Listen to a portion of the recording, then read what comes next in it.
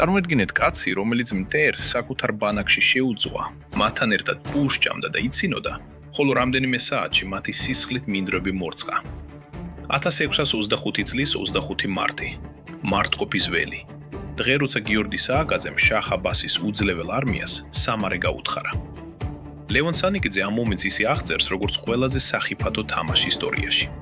სააკაძე ყიზილბაშებს მოკავშირედ მოევლინა, სინამდვილეში კი მათ სასიკვდილო მახეს უგებდა. განთიადისას, როცა მტერს ჯერ კიდევ ეძინა, გიორგიმ და მისმა ვაჟმა ნიშანი მისცეს ჩასაფრებულ ქართველებს. პირველი დარტყმა თავად სააკაძემ მიატენა. მან კარავშივე პირისპირ ბრძოლაში მოგლა სპარსთა მთავარსარდალი კარჩიხა ხანი. ეს იყო სიგნალი.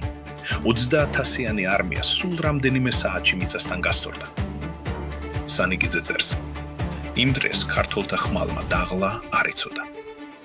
ეს იყო სასტიკი შურისძიება კახეთის აოხრებისთვის და პასუხი ყოველ ქართველზე, რომელიც შაჰმა ტყვედ წაასხა. მარტყოფმა მსოფლიოს აჩვენა: არ არსებობს იმპერია, რომელსაც ქართული გონება და მახვილი ვერ დაამარცხებს. თუმცა დღემდე დაობენ, ვინ იყო სააკაძე, ერის მხსნელი თუ დიდი მოღალატე. შენ რას ფიქრობ?